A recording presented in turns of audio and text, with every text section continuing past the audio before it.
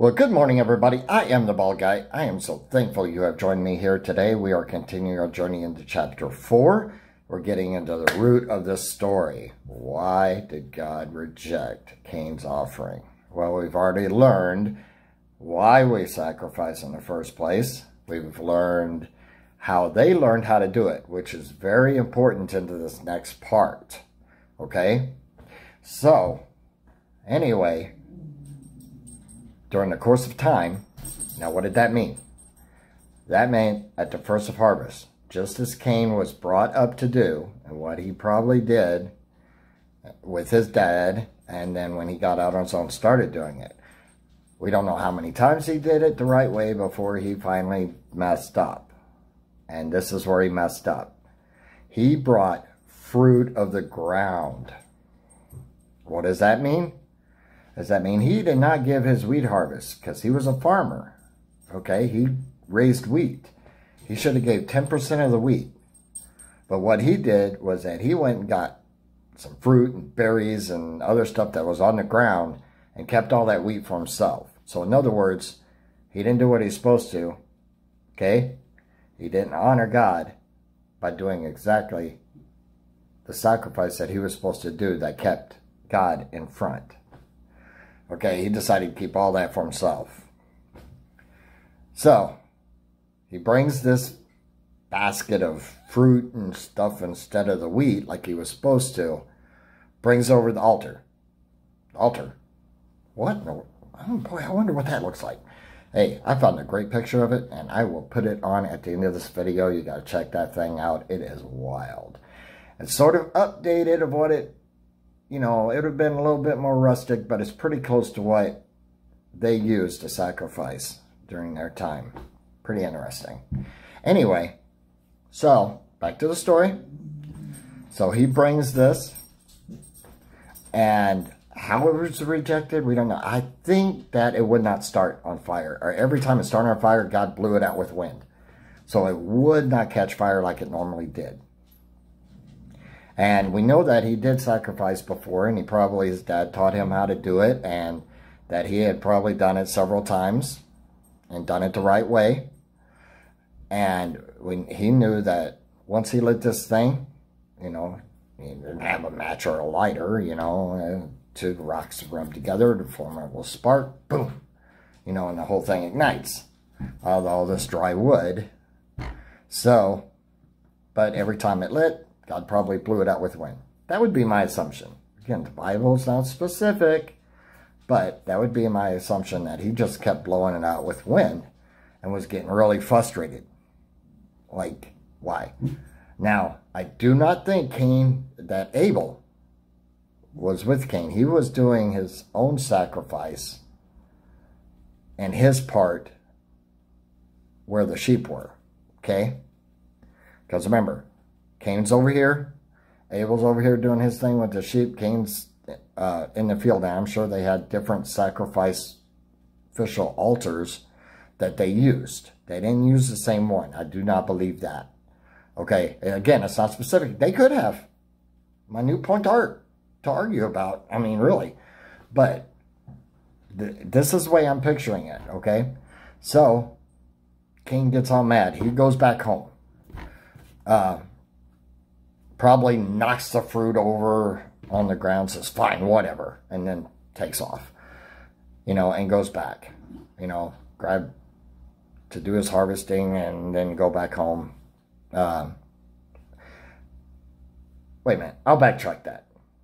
You know, he had already done the harvest. He was supposed to bring some of that. He didn't do it. So he knocks this over, and then he just goes back home with his grain for the day.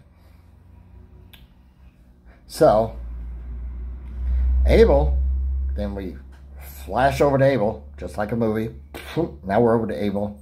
About that same time during the evening, Abel comes in. He brings this perfect lamb. I mean, this thing, just as he was taught, unblemished, unspotted, nothing. Nothing wrong with this thing.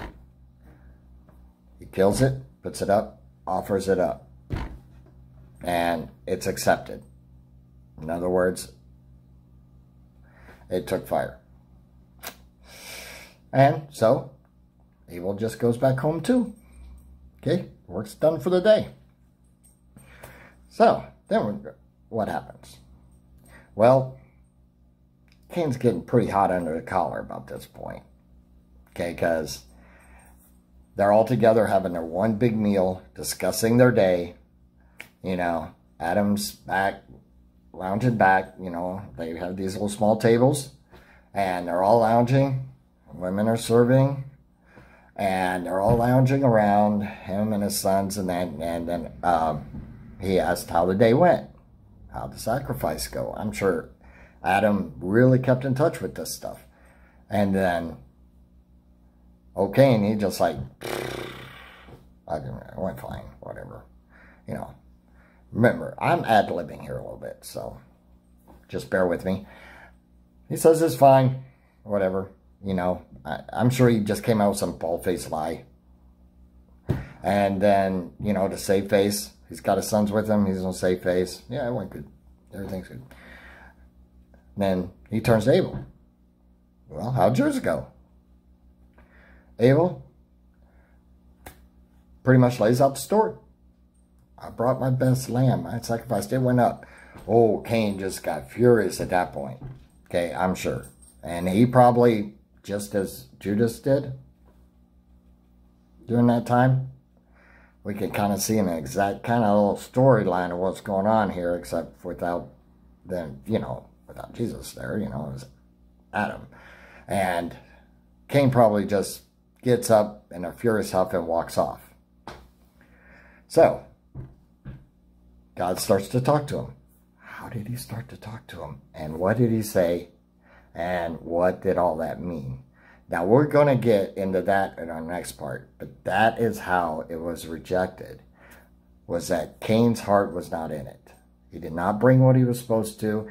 He did not do it right, and he bald out face got furious and mad when God confronts him over it, which is really wild. And our next video, we will get into that part. We're not going to get into it in this part. But that is how it was rejected, and it's really interesting. You kind of see that story unfold. See how Cain was. Dude, he just was not into it. He didn't want to have nothing to do with it. You know, he wanted to keep all that good stuff for himself. Didn't put God first. That's why it was rejected. That's the basic gist of it. God was not first in his heart and first in his head. It was all him. I'm going to do what I want to do. And if you want me to sacrifice, fine. Here's some fruit. God said, no. Light this thing on fire. No. No. Blow that out. Try again. Blow that out. Can you see that? I kind of chuckle a little bit because you can see him just getting madder and madder trying to get this thing lit, and it just would not go, you know. It's crazy. And it would have went up just like that if we would have done it the right way. So, once again, so we've got to remember this important point. When we are making our sacrifices, and we do that with our money and our time and whatever we do, you know, throughout our life, we are sacrificing continually. We do it from the heart, and we do it for God, and we stand. Okay? No matter what that price is going to be, folks, we stand and we do it. Our lives, our time, our money. All the disciples, what did they do? They sacrificed their lives, man, in pretty bad ways. And the followers after that, see in Acts, how they were fed to lions and everything, and they kept their faith. And it brought more people to them. That's our lives portion of the sacrifice. Our money, we give, and we give out of heart. Don't give it if you're not going to give it from your heart, okay? Don't give it just, church tells you, I guess I got to do it because, you know, pastor just told me I got to do it. Well, no, folks, that ain't that. No. Do it for God, okay? He could take a penny and turn it into $1 million for a church. He can. It's pretty amazing if he wanted to. what you give all you have from your heart to God. That's right. Have your time, man. Same thing. Same thing. What are you doing? Sitting around watching TV? Playing on your phone? Could you be learning more about Him? Could you be out doing something for somebody? You know, could you be serving in your own household? Guys, I'm going to talk to you about this one. You got a sink full of dishes back there. And you're sitting around watching a ball game, or you're sitting around watching TV. Hey, why don't you do a little sacrifice and go do the dishes? Do some laundry. Clean the house. It's not unmanly, folks. Okay? You don't leave that all to your spouse. Okay? Especially if you got little kids. You got to help out. Okay? Okay, you can't just bring home a paycheck. All right? And, hey, I'll vice versa that if you're married. You know, can't sit on your bums, people. Okay, you're sacrificing everything. You sacrifice for your kids. So sacrifice for God the same way. Okay? Be good. Be kind. I am out of here. We will continue this amazing story on our next video. I am the Bald Guy. I hope you got something out of this. Ciao.